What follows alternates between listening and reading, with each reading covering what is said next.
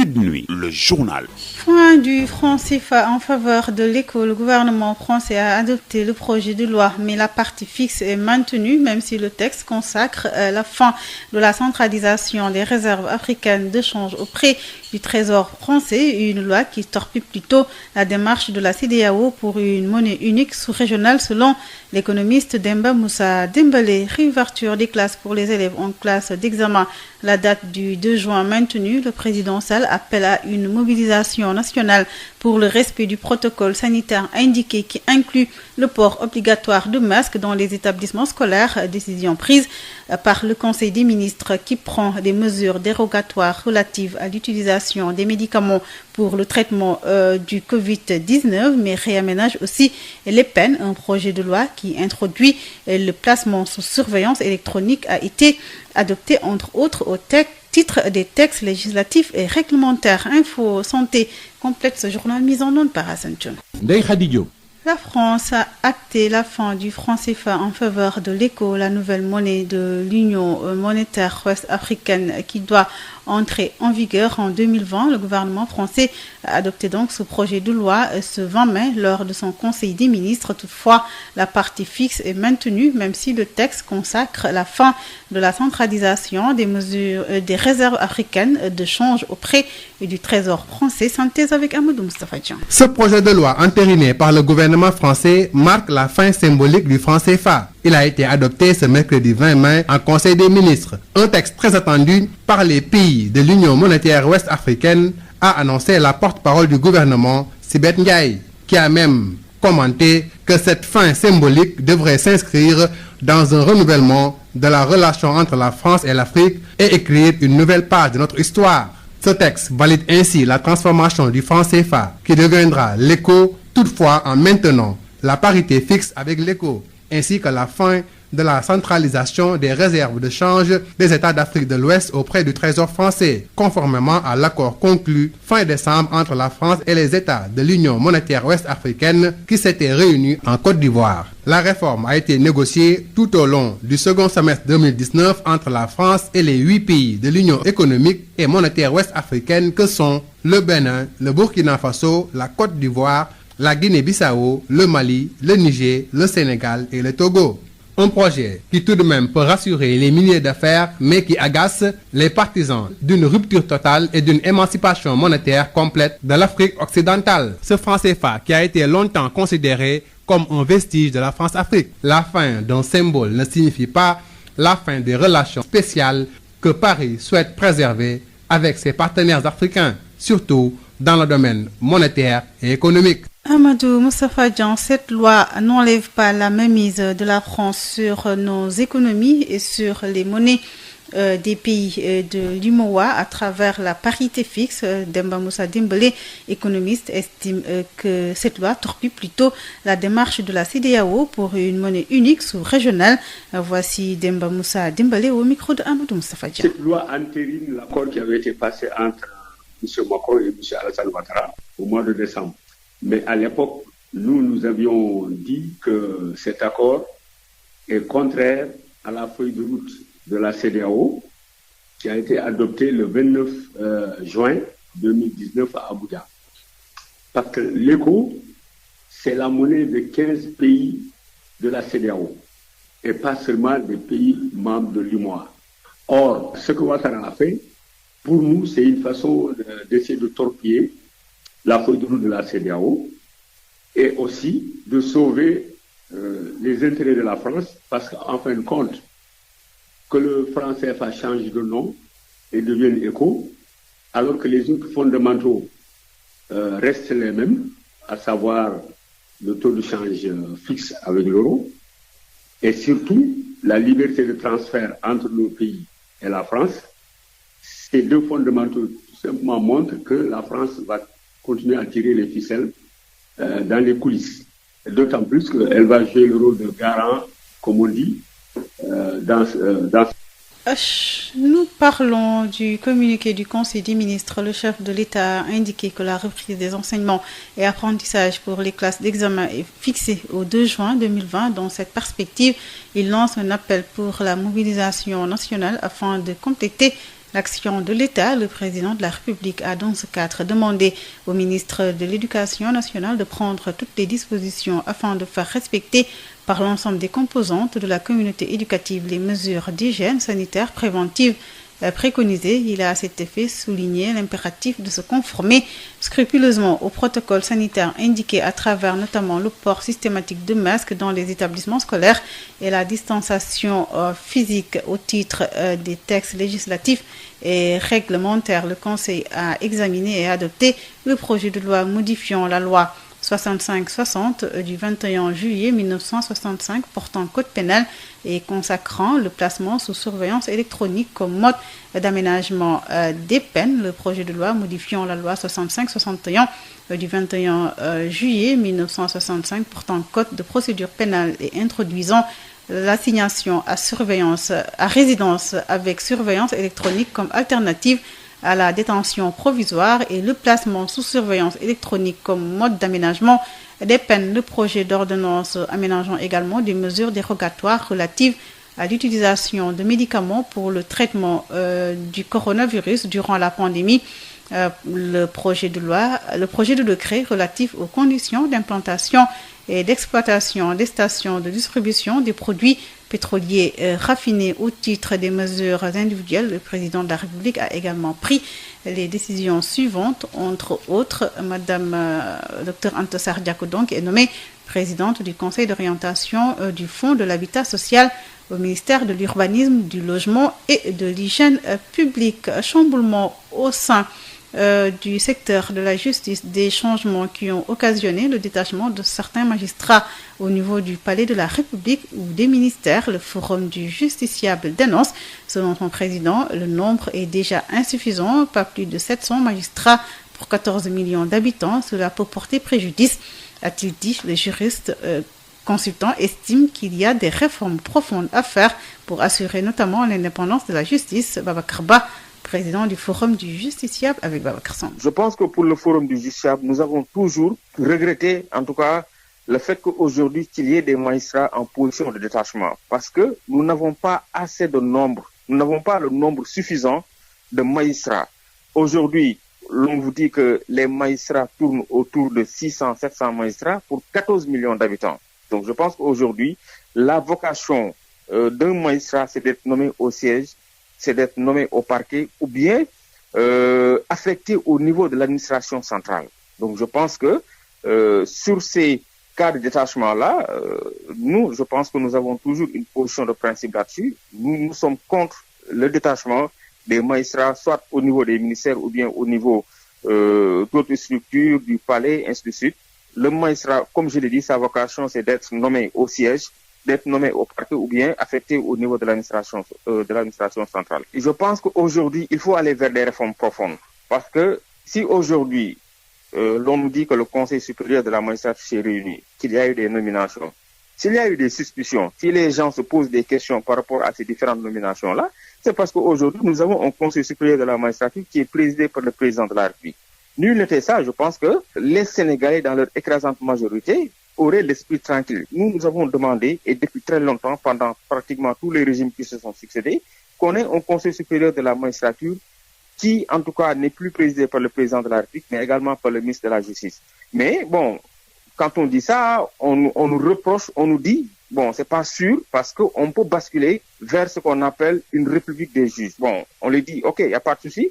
Maintenant, à défaut d'avoir un Conseil supérieur de la magistrature qui ne sera plus présidé par le président de la République et le ministre de la Justice comme vice-président, mais il faudrait aujourd'hui augmenter donc le pouvoir de proposition des magistrats. C'est-à-dire qu'on ait un conseil, même avec la présence de l'exécutif au niveau du conseil, qu'on augmente aujourd'hui le nombre des magistrats élus, qu'on augmente le pouvoir des magistrats pour que les magistrats eux-mêmes puissent quand même statuer sur les différentes nominations qui se passent au niveau du Conseil supérieur de la magistrature. Mais également pour les autres défis, essayer de faire de telle sorte que de mieux consolider l'indépendance de la justice. Crédit hôtelier de 3,6 milliards mis à la disposition du secteur du tourisme à Saint-Louis. Les acteurs approuvent mais estiment que le montant initial demandé n'a pas été attribué.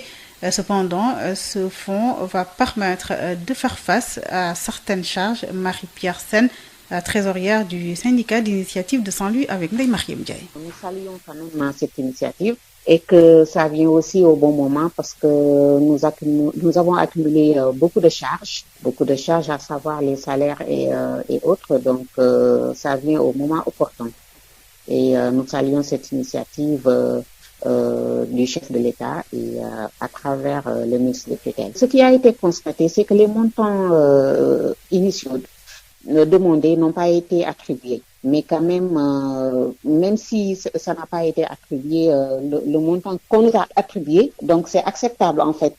Et les conditions aussi étaient déjà définies au préalable, donc ce qui veut dire que aucun des acteurs n'ignore quand même les conditions déjà fixées. Donc pour le moment, on peut faire avec les montants alloués, on peut régler quelques charges en attendant de savoir comment ça va aboutir, comment la situation va aboutir. À Saly, une dette à rembourser pour les bénéficiaires qui demandent à l'État des clarifications sur la nature de ce financement. La cérémonie de remise du chèque a eu lieu devant les autorités du secteur touristique de la Petite Côte qui saluent la mesure. Babacar Sow. Plan de résilience Covid-19 à Saly, le tourisme, la deuxième mamelle économique du Sénégal, applaudit des deux mains. En cause, la promesse de l'État d'il y a une vingtaine de jours de soutenir le secteur vient d'être réalisée. La remise de chèques d'une enveloppe de plus d'1,5 milliard a été effectuée pour amoindrir les effets négatifs du coronavirus. Néné Daf, inspectrice régionale du tourisme, s'en explique. Le président de la République Macky Sall, le président Macky Sall a eu la clairvoyance d'appuyer le tourisme, la deuxième mamelle économique du Sénégal. Il y a juste 20 jours que la promesse a été faite. La promesse a été tenue avec la remise symbolique des chèques. Si ce secteur est soutenu après le Covid-19, l'économie ne va pas en souffrir. Une enveloppe de 1,130 milliard. Et c'est une première tranche. La deuxième tranche, ce sera pour bientôt.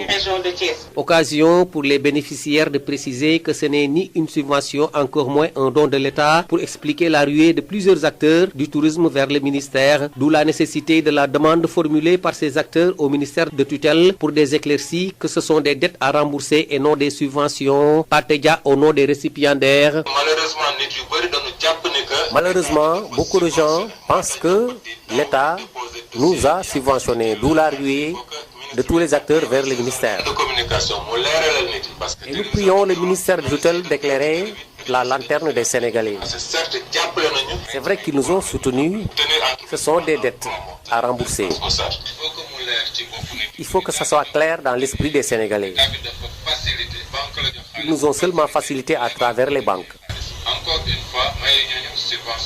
Babacar Sow depuis Mbour pour Sud FM. Affrontement entre conducteurs de mototaxi Jakarta et forces de l'ordre à Tambacounda. Le bureau de la Fédération nationale réuni ce mercredi à Thiès appelle au calme et privilégie la concertation pour trouver des solutions dans ce contexte où beaucoup de pères de famille sont très affectés par le Covid-19. Thiès Babacar Ndaw. La Fédération nationale des vélotaxis Jakarta du Sénégal regrette les incidents de Tambacounda et invite au calme. Hassan Djigal est le chargé de communication de la structure. Nous savons que ce n'est pas facile de rester des mois sans travailler, sans rien faire. Et au niveau de toutes les régions du Sénégal, c'est très difficile. Les Jakartamans souffrent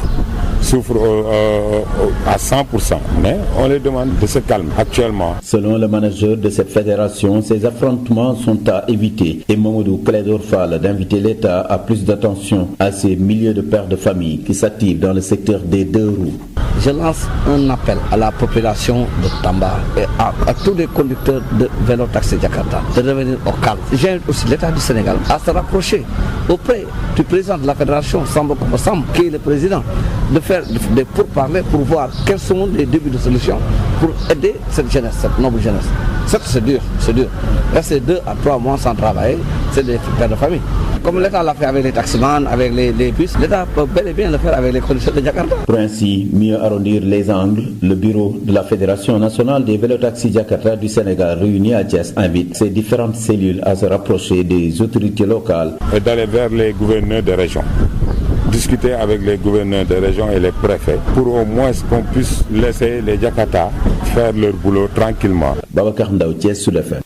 Les mécaniciens établis au niveau du site dénommé Kombgui en face de la cité Keur Damel sont très en colère contre les autorités. Ils ont été déguerpis son site de recasement. Aujourd'hui, ils rappellent au chef de l'État les 50 hectares qui avaient été promis à Diamniadio, les Moudjoum du Revas d'Alifor. On écoute avec Birama Ndiaye. On est venu ici au niveau de Kamboya parce qu'on les a remis une sommation le lundi sans délai. Ils sont venus le lundi pour se préparer à leur bagage, pour regarder comment faire régler la situation. Le mardi à 18h, 19h, l'heure du couvre-feu, ils ont trouvé qu'il y a les gémis de la brigade de Parcelles Assainies qui sont venus détruire tout leur bagage sur la voie de Abdou Karim Fofana.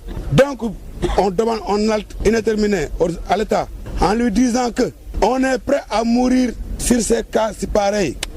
Nous sommes des jeunes qui ont laissé toutes nos familles pour le travail et la réussite de nos enfants. Nous ne sommes pas des voleurs, nous ne sommes pas des agresseurs. Et pourtant, les pneus qu'on brûle au niveau de Dakar sont utilisés par nos déchets. Donc, on est prêt à la guerre. Nous sommes toujours prêts pour mourir avec vous, Abdou Karim Fofana. Donc, on est fatigué, on a plus de chemin à passer.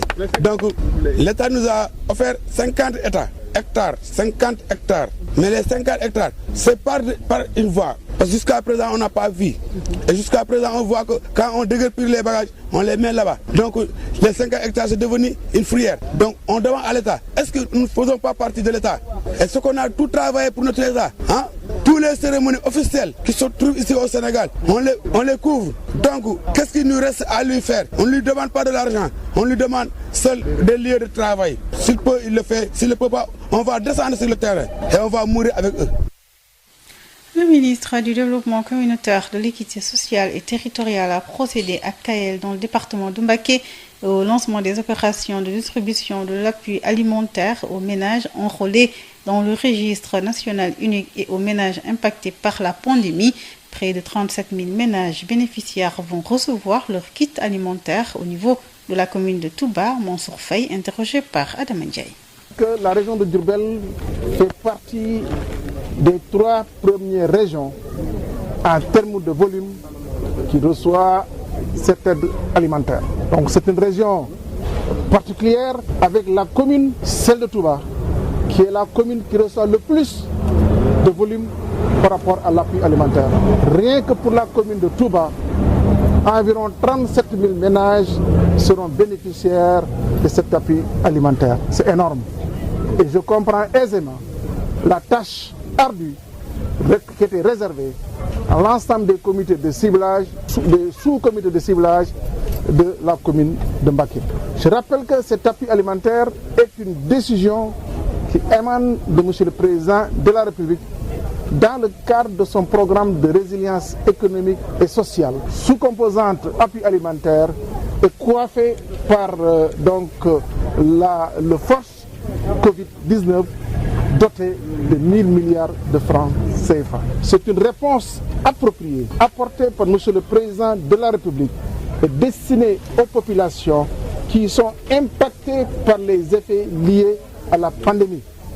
Généralement des ménages qui sont dans des situations difficiles, vulnérables, issus du RNU pour 588 045 ménages, plus l'extension pour 411 955 ménages, ce qui fait un total de 1 million de ménages.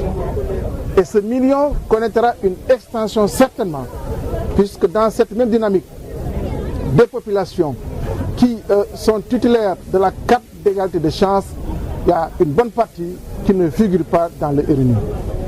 Aussi des ménages qui étaient donc dans le RNU, titulaires des bourses de sécurité familiale et qui, lors des mises à jour, ont été enlevés du RNU.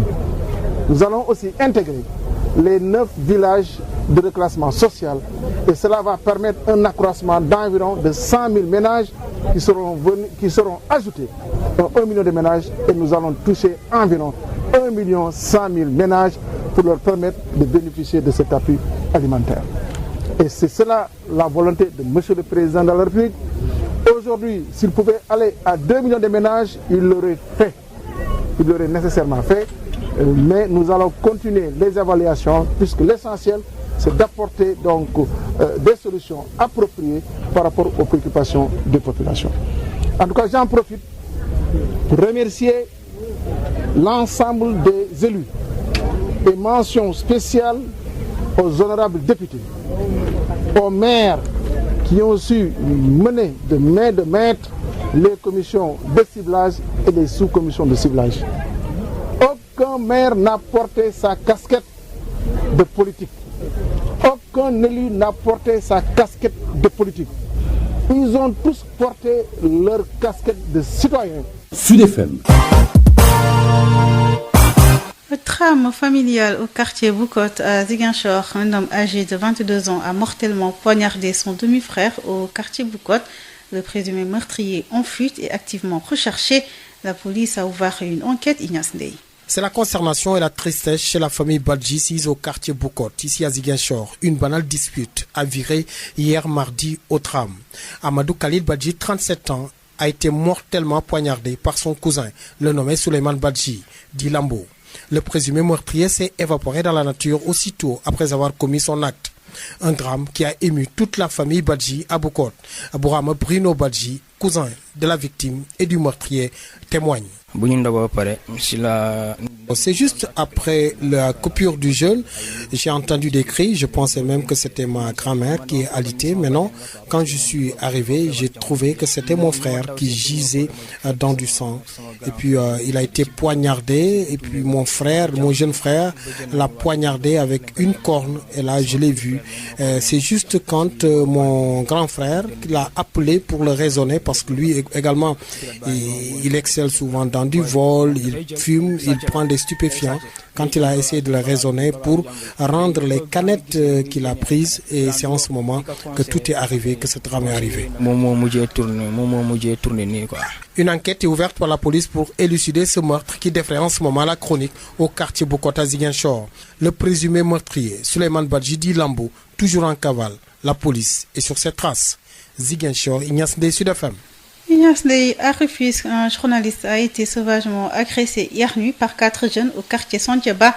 Il s'agit de Pape Moussa Gueye, directeur de publication du journal Wa Grand Place, qui rentrait chez lui après le bouclage de son journal, gravement blessé et hospitalisé à Youssouf Mbargane. Il s'en est sorti avec une incapacité de 15 jours. L'association des journalistes de Rufisque condamne cet acte barbare et porte plainte contre X Maguendong, le président au micro de Tunisia Sambo. Nous avons appris ce matin l'agression barbare de notre confrère de Wa Grand Place qui s'appelle Moussa Gueye. Il a été agressé donc cette nuit alors qu'il allait chez lui après son travail, après le bouclage de son journal. Et c'est en chemin que 4 jeunes hommes l'ont pris à partie et lui ont vraiment occasionné des blessures. Nous condamnons vraiment cet acte barbare et cet acte vraiment sans nom, d'autant plus que cette agression-là se passe à un moment où vraiment tout le Sénégal est en couvre-feu. Et on pensait qu'en période de couvre-feu quand même, les gens étaient vraiment sécurisés, les gens étaient vraiment protégés.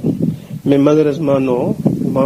On se rend compte encore une fois qu'il y a encore l'agression qui est là, qui ronde devant nos portes. Et que nous estimons que ces auteurs de cette agression-là seront peut-être arrêtés prochainement et même traduits en justice. En tout cas, c'est ce que nous attendons en tant qu'organisation, association des journalistes de la presse de Rufisque, que ces jeunes agresseurs-là soient traduits en justice et qu'ils soient vraiment arrêtés pour que vraiment toute la presse de Rufisque puisse vraiment, en tout cas, être soulagée. C'est un affront que la presse de Rufisque, de manière globale, vient de subir avec l'agression de Moussa Gueye. Et nous en profitons aussi pour compatir avec ce confrère-là que nous connaissons tous, qui a fait un excellent travail depuis lors. Et pour nous aussi, il faut que la police aussi veille davantage sur ces gens-là qui quittent parfois tard leur lieu de travail pour rentrer chez eux. Il faut aussi rappeler tout simplement que nous, en tant qu'association des journalistes de Rufisque, nous avons porté plainte contre X pour que ces auteurs-là soient donc identifiés et arrêtés une bonne fois pour toutes. Donc c'est déplorable, c'est vraiment déplorable pour tout le monde et vraiment nous tenons vraiment à le dire en tout cas, au nom de toute l'association. Célébration ce jeudi 21 mai de la fête de l'Ascension selon le curé de la paroisse Saint-Paul de Grand-Yoff. Elle marque la montée au ciel du Christ et a lieu 40 jours après Pâques. Abbé Alphonse Ndour rappelle qu'avec la suspension des messes à cause de la crise sanitaire, les fidèles chrétiens peuvent communier spirituellement à travers les réseaux sociaux. Abbé Alphonse Ndour avec Habsa Idimanwan.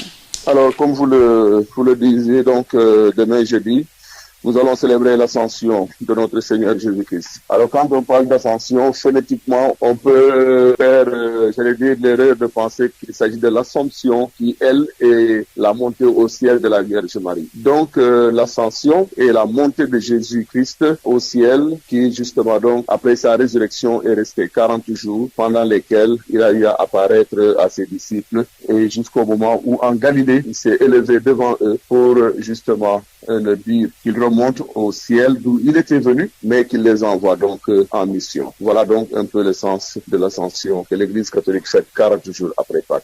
Abbé, la célébration de cette année a lieu dans un contexte bien particulier lié à la crise sanitaire. Avec la suspension de la célébration des messes, quelles recommandations pour les fidèles qui restent à domicile? Donc, vous avez bien dit, un contexte particulier. Ce contexte particulier de la pandémie du coronavirus nous impose de nous réadapter et de réadapter notre liturgie. Et c'est pour cette raison que les messes vont être dites, certes. La plupart des paroisses aujourd'hui, de plus en plus, on diffuse en ligne la messe qui est dite. Et en ce moment, ça permet aux fidèles chrétiens, catholiques, de communier spirituellement à cette messe qui est dite. Et de toute façon, le prêtre qui dit la messe l'a dit pour le peuple de Dieu qui lui est confié. Et que donc, par conséquent, les prêtres vont continuer à dire les messes. L'ascension sera vécue dans ce contexte comme la Pâque l'a été, comme la Pentecôte le sera également. Et jusqu'à donc, nous pallions cela en faisant en sorte que les fidèles chrétiens puissent communier directement à travers les réseaux sociaux ou en tout cas à travers les médias. Donc, à ces messes qui vont être dites dans les paroisses. Et Info Santé reçoit ce mercredi professeur Mamadou Koumé, bonjour. Bonjour Nekhadi. Vous êtes gériatre, gérontologue, chef du service de gériatrie de l'hôpital de Fann, enseignant-chercheur à la faculté de médecine et membre du comité de lutte contre le Covid-19. Professeur, quelle est aujourd'hui la prévalence du Covid-19 chez les personnes âgées? Aujourd'hui, la prévalence du Covid-19 chez les personnes âgées au Sénégal est de 10% dans la population nationale, dans la population générale. Au niveau national, le statistique, c'est 10%. Mais lorsqu'on s'intéresse un peu aux statistiques hospitalières, en l'occurrence celui de l'hôpital Fann, cette prévalence passe à 30% de personnes âgées admises dans la structure. La mortalité, elle, est de 2,3% au niveau de la population mondiale. Cette mortalité, elle passe à 8% chez les sujets âgés de plus de 70 ans et elle passe à 15% chez les personnes âgées de 80 ans. La mortalité, elle, en Occident, en France, en Italie, elle frappe plus les personnes âgées. Donc 80% de mortalité auprès de la population âgée, c'est que rejoint un peu nos chiffres, même si nous avons une mortalité très faible qui est de l'ordre de 1%. Le ratio homme-femme? Le ratio homme-femme, c'est en faveur des femmes parce que les hommes sont plus atteints que les femmes. C'est normal parce que les femmes sont plus solides en vieillissant. Les symptômes sont-ils toujours les mêmes? Ce qu'il faut savoir, c'est que les sujets âgés, une semaine avant, peuvent présenter des symptômes atypiques. Ça a été démontré par un de nos collègues, le professeur Hubert Blin à Montpellier, près d'un établissement hospitalier à personnes âgées dépendantes. Les symptômes se manifestent par un syndrome confusionnel, des chutes à répétition et une diarrhée. Un syndrome confusionnel, c'est une détérioration aiguë, brutale et fluctuante des fonctions cognitives avec baisse de la vigilance et troubles du comportement qui survient très brutalement chez le sujet âgé et doit attirer l'attention. Ces trois syndromes, confusion, chute à répétition, diarrhée, sont des manifestations atypiques qui surviennent une semaine avant les manifestations cliniques telles que la dyspnée, la toux et la fièvre. Ça doit alerter pour un dépistage précoce pour éviter un peu cette mortalité assez lourde qu'on a au niveau des personnes âgées. Qu'est-ce qui tue le plus chez la personne âgée atteinte de Covid-19? Ce qui tue le plus, c'est la fragilité. La fragilité, c'est vraiment le lit des syndromes gériatriques. C'est vraiment une personne âgée dont toutes les fonctions sont au seuil en termes de fonctionnement et qui développe une détérioration rapide de l'ensemble de ses organes en cascade en cas d'agression minime, en l'occurrence une infection. Mais en plus de cette fragilité, vous avez les comorbidités qui sont les maladies chroniques, en tête desquelles vous avez l'hypertension artérielle, les maladies cardiovasculaires, le diabète et les maladies rénales. Ça vraiment, c'est ce qui tue le plus le sujet âgé. Ça veut dire qu'une personne âgée qui a son diabète équilibré, une personne âgée qui a une tension stabilisée, qui contrôle bien sa fonction rénale, peut résister à comme toute personne normale face au Covid. Ça vraiment, ça peut nous permettre de contrôler la maladie parce qu'aujourd'hui, ce que l'on voit, c'est que la mortalité, elle frappe surtout les personnes âgées. Nous avons 1% de mortalité au Sénégal, mais 1% de mortalité avec quand même chez les personnes âgées, on est carton parce que c'est 85% de mortalité. Sur les 30 cas que nous avons, les 25, c'est presque des sujets âgés. Et même parmi ces sujets âgés, vous avez 5 bonnes personnes âgées qui sont décédées à leur domicile. Donc ça, c'est extrêmement révélateur un peu de la prise en charge des personnes âgées dans ce contexte de Covid. Mortalité faible au niveau national, mais lourde chez les personnes âgées. Professeur Mamadou Koumé, je vous remercie. C'est moi qui vous remercie. Je rappelle que vous êtes gériatre, gérontologue, chef du service de gériatrie de l'hôpital de Fann, enseignant-chercheur à la faculté de médecine et membre du comité national de gestion du Covid-19. Demain, nous reviendrons sur les décès à domicile et la stratégie pour réduire la mortalité et la morbidité. Info Santé, c'est fini. Le rappel des titres, fin du franc CFA en faveur de l'éco. Le gouvernement français a adopté le projet de loi, mais la partie fixe est maintenue, même si le texte consacre la fin de la centralisation des réserves africaines de change auprès du Trésor français, une loi qui torpille la démarche de la CEDEAO pour une monnaie unique sous-régionale, selon l'économiste Demba Moussa Dembélé. Réouverture des classes pour les élèves en classe d'examen.